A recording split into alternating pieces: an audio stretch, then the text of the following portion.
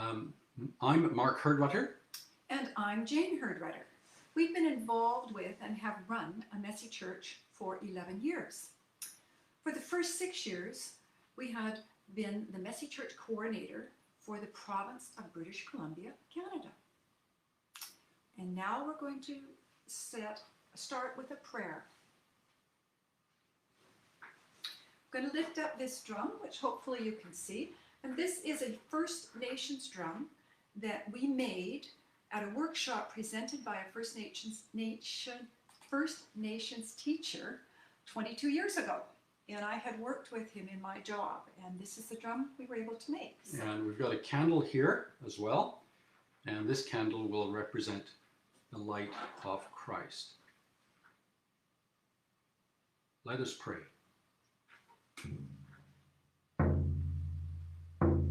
Creator God, we thank you for this wonderful creation that you have made. We are aware of the fragility of the earth and its life. We plead with you to show us how we may enjoy and respect and live in harmony with the ecology you have so carefully balanced. We feel blessed that we are in a time where we can communicate across the world and share our faith with many. I'm just going to take a minute and put this onto a table behind us so that you can see it through the presentation. And yes, I can barely see it in the little tiny screen, but it's there. Welcome more people as you come in. It's nice to see people from around the world. I see somebody from Australia. Excellent. All right. Oh, actually, that was Lucy saying that we had Australia this morning. Okay. We would like to begin by proclaiming that we live on the unceded territories of the Coast Salish people and the Cowichan tribes. For thousands of years, the Coast Salish people walked gently on this land and supported a sustainable culture. We seek a new relationship with the First People, one based on honor and respect, and we thank them for their hospitality. Now, I'd like to show you where we are in the world, and for this, I have created some maps. Here's Canada with our provinces. Canada is the second largest country in the world, and the green one, I've got to get, it's always backwards on the screen. Over here is British Columbia, and the little tiny sliver of green there in the corner, that's Vancouver Island where we live. Just to give you an idea of the scale, another picture. Oh, come on, get it in there. And here's British Columbia and the United Kingdom drawn to the same scale. So Jane and I are the Messy Church coordinators for that whole of British Columbia. Okay, and lastly, I've got another Vancouver Island picture. Oh, make sure it's the right way up. Vancouver Island looks the same way both ways, actually. So here's Vancouver Island. It's quite a large island. It's 500 kilometers from one end to the other, and about 100 kilometers wide. And down in this corner, right here is the city of Vancouver on what we call the mainland. And right here is Victoria, which is the capital of British Columbia. And then just up the coast here, about, get that right there, that's where we live. It's a little town called Chemainus. Where in the world are you from? Maybe I can hear some folks. Oh. Let's see, we got... somebody's from Cornwall. From Seattle. Ah, Crystal. Oh, excellent. And oh. That's great. Yes. Okay, so we're here now. Yes. So we thought we would start with how we did start in Messy Church. So picture this. We're sitting in our church, calmly waiting for the church to start. And it's St. Catherine's Anglican Church in Port Coquitlam, which is an outskirt of Vancouver. And the priest comes up to us and he hands me a book. You might be familiar with this book. Go up right there. That's good. Oh, right there. It's Messy Church by Lucy Moore. And he handed me the book and he said, Jane, I think you'd be interested in this. Oh, okay. Okay, keep going. Keep going. Okay, we had a flash on the screen. So he said, I think you'll be interested in this. I'd like you to take it home and read it. So I took it home and read it, figuring, okay, something's going on, but I loved the book, thought it was a great idea. So 2 weeks later, Paul comes up to me and looks at me and he says, so Jane, when are you going to start Messy Church here? And that was how we got involved with Messy Church. And so we started in May of 2009. And we, with the help of several members of the congregation who helped with the crafts and the food, and it worked out really, really well. And Mark here was extremely supportive and came to help at all the Messy churches. And one of the things that was good in my life at that time was I was retired, and I had my career as an elementary school teacher, and then I became an elementary school principal. So, Mark. In 2014, I retired as well. I was an instructor in geomatics at the British Columbia Institute of Technology. Geomatics is the study of measuring the earth, land surveying and mapping, hence the maps that I keep pulling up, right? And I was asked to become, Jane and I were asked to become regional support coordinators for the Vancouver area late in 2004, and then for all of British Columbia. In 2014. Okay. In 2014. Yeah. Okay. Canada has promoted itself as a multicultural society. We have people from all over the world who have made their homes, and for the most part, we have got along quite well. When it comes to our First Nations people, though, Canada has not done a very good job. When people from Europe first arrived, the First Nations people helped them survive through the cold winters and showed them how to manage. And in return, without meaning to, our European ancestors brought unknown diseases and took ownership of land. The diseases like smallpox killed 50% to 90% of the indigenous population and left the communities devastated. The First Peoples did not understand the concept of owning land. They had large areas where they lived, and they often shared hunting and fishing grounds with nearby tribes. There were disputes and raids, and even slavery between the people. They also got together in great groups for huge celebrations that they called potlatches.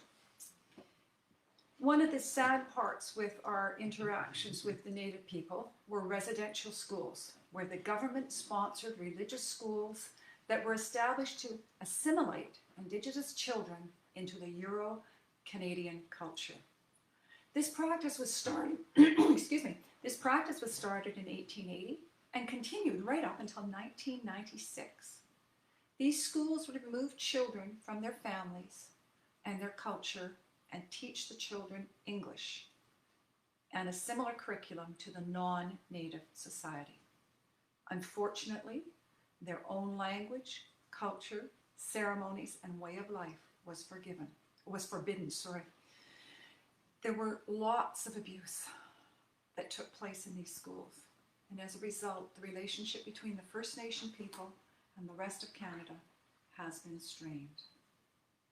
Our First Peoples here in British Columbia have a very rich and fascinating history and culture. People have been living in this area for at least 14,000 years, and with some settlements continuously occupied for about 5,000 years. The fish and wildlife were so plentiful that the culture had time to develop wonderful art. Our West Coast nations are famous for, West Coast First Nations are famous for totem poles. These represent only a very small portion of the art that they produced. And we've got some other art to show you. So this is knitted here by our First Nations folks. Yep. It's called couch and knitting. We have plaques. So this is a typical piece of art of a hummingbird.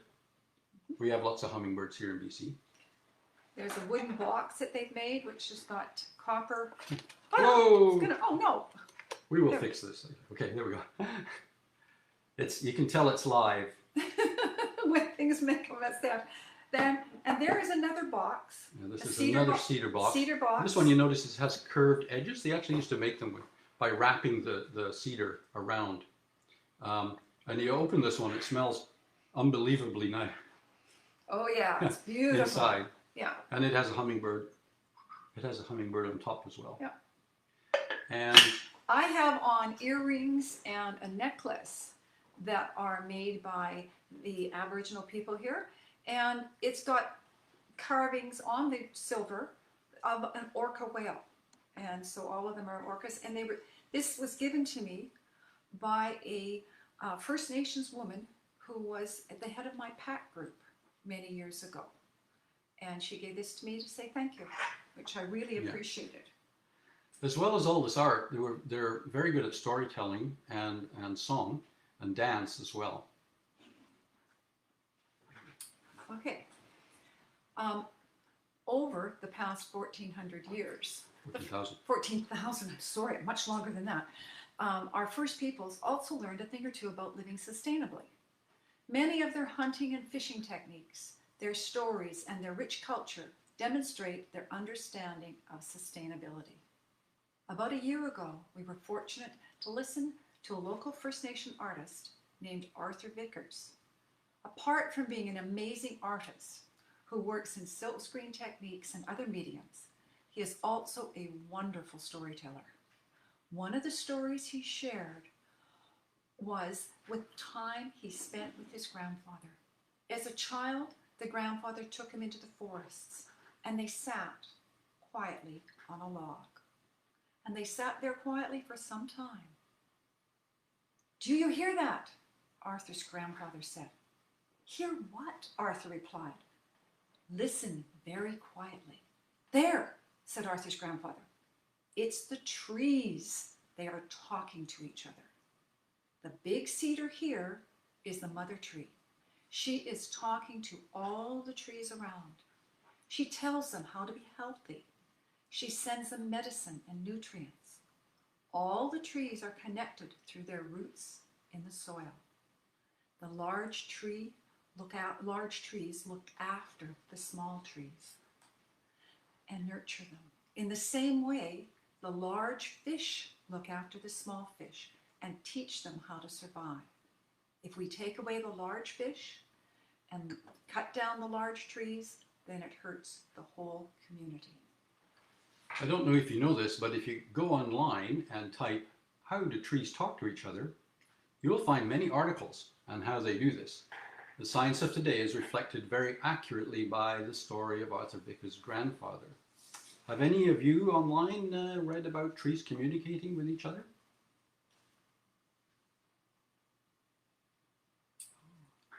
It's all quiet. Of course, we don't know how many people are typing that. There's lots of people typing. All right. Got to talk about that one. We like your minister way up there. Yeah, we have one from Lucy Moore that says she likes our minister. We do too. He's now the minister in Menorca. Yeah, in Spain. In Spain. Okay. All right. To walk in the forests of British Columbia is to walk with the spirit of the Creator.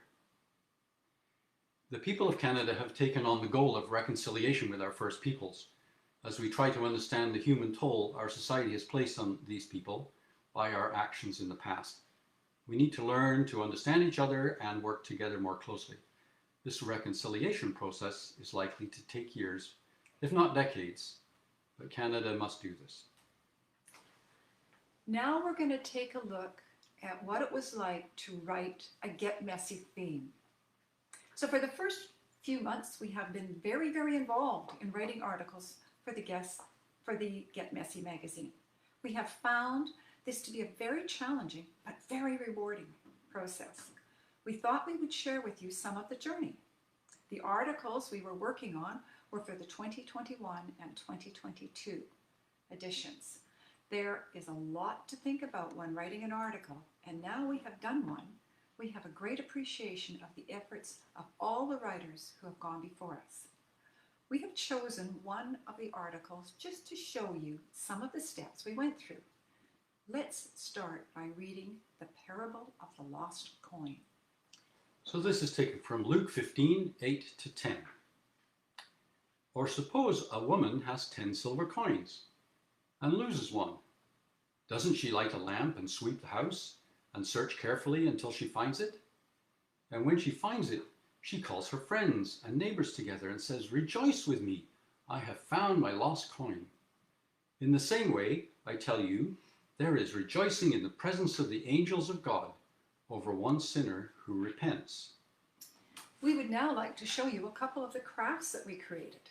We think these might be compatible with Messy Church in a Bag for COVID protocols. The first one is a headband. And it is thought, excuse me, I'm just going to have to put this headband on. There we go. I got to move some things. Go ahead. Yeah, go ahead. It is thought that women of that time wore coins on a headband to keep the coins safe. We created this headband craft made from a piece of felt cloth, some ribbon, and the coins, which are paper discs. These can be purchased or created using round stickers and some cardstock. In the magazine, we asked some questions. Why would women of Jesus' time create a headband? To save their money? How much money in today's funds would 10 of these coins be worth? So that's, and now I'm going to take this off so I can see again. I'm not sure where we are now. I've looked away. Right there, lava lamp. Okay, I noticed somebody, Mary Judkins, talked about the trees. They could bark to one another. I think you're going a little bit out on a bough there, Mary, with that one. Yeah. Anyway. However. Okay, next one.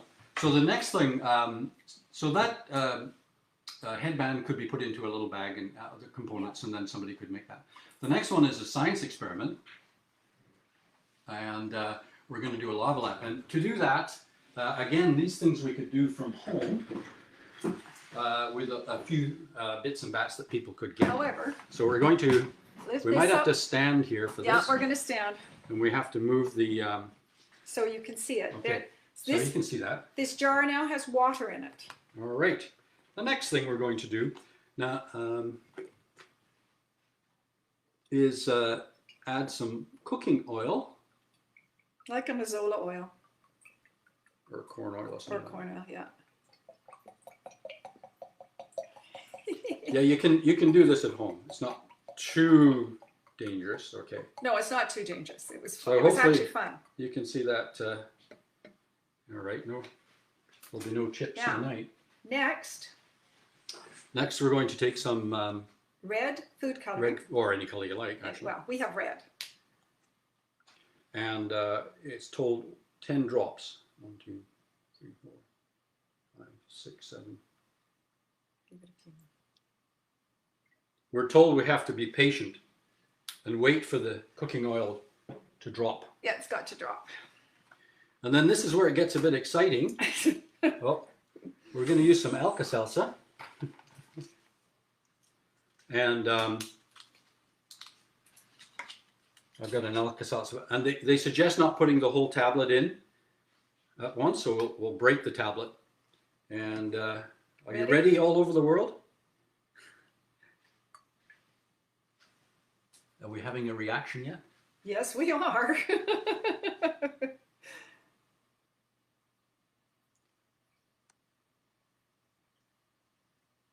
I'm not sure how I'm going to put the rest of the thing in there. There it goes. We'll put the whole one in now. It's not exploding or anything. No, not yet.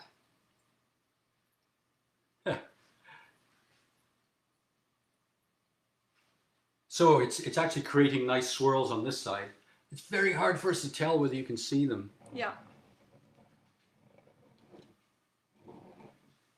On our little tiny view. But anyway, there you go. So we thought that this could be, you could tell people that, and these are things that they could get at home and do this experiment. So again, something for kind of COVID. Okay. I'm going to move this off off we had here. some other things to say. Okay. Yeah, you've got a couple of questions to ask. Yeah. Okay, it's still going. So basically, you could ask folks in the Messy Church what they think when the Alka-Seltzer will be added, and do they know why it does what it does? And then in the story of the lady in the lamp in the house, would this be the kind of lamp that you would search with? Maybe not, but No. maybe they could come up with what kind of lamp they would search with. Yeah. Now we also needed to write a story, so I'm going to share with you part of the story that we wrote for this one. And the idea was to help people understand the parable. A lady was doing some housework. Suddenly she noticed that the diamond was missing from her engagement ring. Her ring looked terrible, like a sad broken tooth. The claws must have worn and become loose, and she never noticed. Her heart raced, and she started frantically looking over the house. Where could it be? She tried to trace her steps for the day. Could she remember when she last looked at the ring and it was there? She started to look under the furniture and then started moving furniture. She could not find it. The hours that afternoon went by very fast as she went through the house from top to bottom. Soon her husband came home. She was so upset and didn't know what to say to him. He immediately could tell there was something wrong. She showed him the sad ring, and he came and gave her a hug. They held each other for a while, and then he said, I remember the day I gave that to you. I was so nervous that I would screw up with what I was going to say. I had it all planned out, you know. She said, I remember we went to tell the family. My sister knew before we opened our mouths. They both cried for a bit, and then they took the vacuum cleaner out into the garage and on a tarp emptied its contents. The couple had a frugal life. It was not an option to simply replace the diamond. There was the mortgage, saving for the daughter's education, and the brakes on the car needed doing. They searched for a couple of weeks around the house, but the diamond could not be lost. It could have been lost outside, who knows? Soon the ring was placed in her small jewelry box, and life went on. She was sad to lose the diamond, but she came to terms with the loss. Many years later, it was spring. Their daughter was in the last year of university, and the lady had bought some daffodils and was putting them in a vase. She had to go behind the couch to put them on the windowsill. There, out in the corner of her eye, was the hint of a glint, a slight of a sparkle. Down by the baseboards in a dark corner, embedded between the floorboards and the baseboards, the diamond. She put down the daffs and dashed over. It was a bit tricky to get out, but there it was. 1,000 feelings flooded her heart. Memories of their engagement, the love of her husband and her love for him, their wonderful life so far, their struggles and their accomplishments. It all burst forth. They took the ring to the jeweler and got it fixed with stronger claws. She told everybody she knew about the story. In the end, it wasn't the diamond that was important. It was the wonderful, sad, happy, and loving experiences that it represented. Imagine how this lady felt when she found what she had lost. Could this help us understand how God feels when we discover how much God loves each of us? What do you think of our story? Please let us know in the comments. Thanks, Mark. That's a lovely story. So we want to just talk a bit about Christmas now. And one of our Get Messy themes was to write the Christmas story. We had to create a normal craft-filled messy church, which was a bit foreign to us. As both of the churches where we ran a messy church, we'd been asked to do the Christmas pageant. Our December messy church is one of the most successful and fun times in our messy church. Both churches had lots of costumes and no one to organize and run the pageant. So we took it on and found that with our congregation bringing friends and relatives, they were very successful messy churches. First, we looked for and wrote a script. We started with the usual script of the Christmas story. And then the second year, we did a variation on it where a parent was telling the story to her son, much like Peter Falk did in the Never-Ending Story.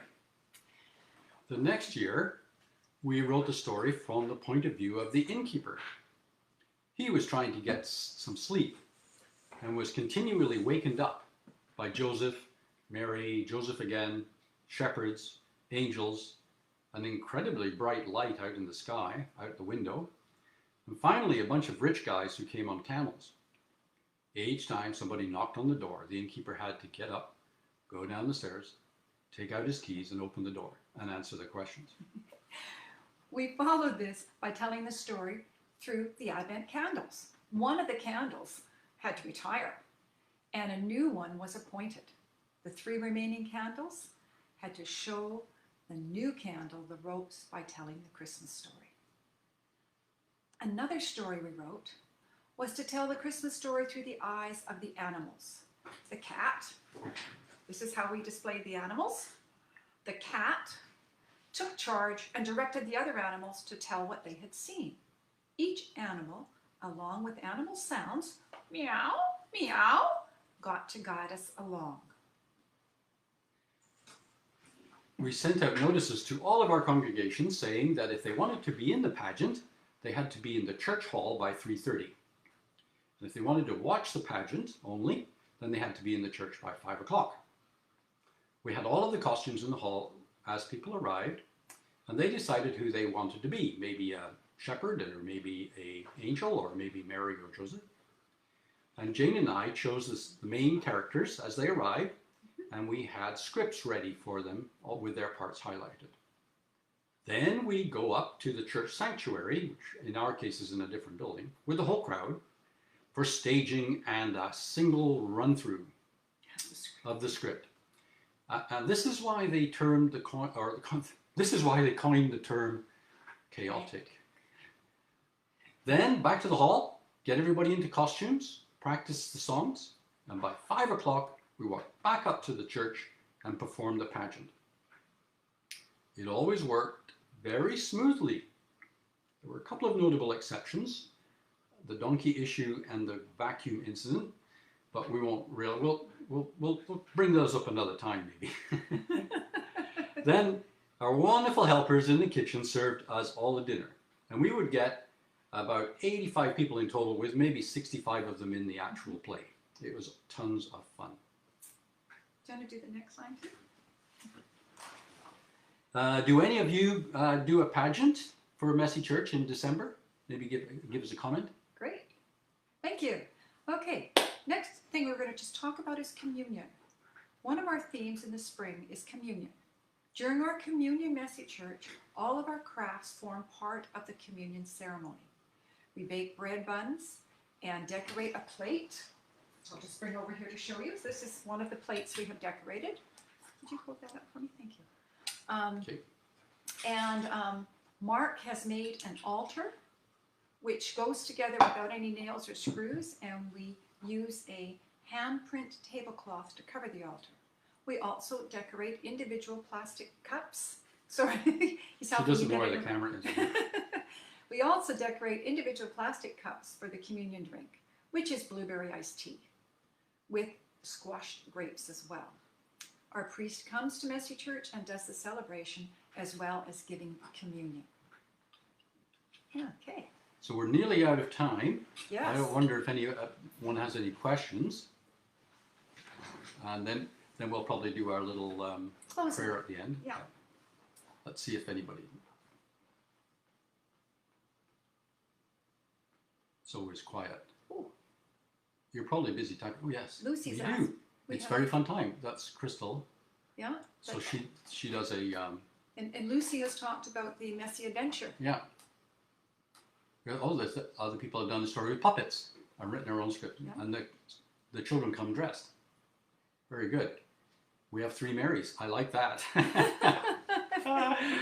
Brilliant. Sometimes we run out of people, and we have to jump in and be part of it.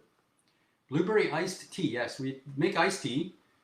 We have the children crush grapes with a Garlic press. That's the messy one.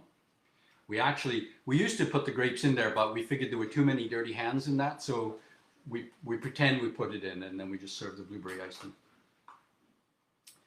Okay. All right. So we need to get down to here. Sure. So now we're going to, we have a tradition at the end of our messy church, and we do our grace cube. So this is what we do before dinner. You see our cube there. What it is one of those big styrofoam cubes with paper around the outside and some tape on top. And we printed a grace on each side. So we ask whoever is the closest birthday to the current messy church to get to toss. And in our case, Jane has the closest birthday. I do. So she's tossed Mark's going to go pick it up. All right. And amazingly, we have this grace, and we're going to bring that up so you can see it, I hope. Okay. No, come on. Okay. So it's thank you for the food we eat. Thank you for, oops. Oh. You know, we can't read it anymore. No. When we did this originally, It was on a bigger screen. and you think we'd know it, right? Thank you for the world so sweet. Thank you for the food we eat. Thank you for the birds that sing. Thank you, God, for everything. Amen. There it is in the real world. Okay. So thank you so much, everyone, for being part of our messy church. It's the first time we've done it. We were a little bit nervous, but it's gone really well. Yeah, I made lots of mistakes, and Mark just covered for me like usual. Yeah, thanks, everybody. Thank you. The birds that sing a-ling-a-ling. Okay, so we're gonna end the video now. Thanks very Love much. the cute grace. That is brilliant. There's one from Crystal. Yeah.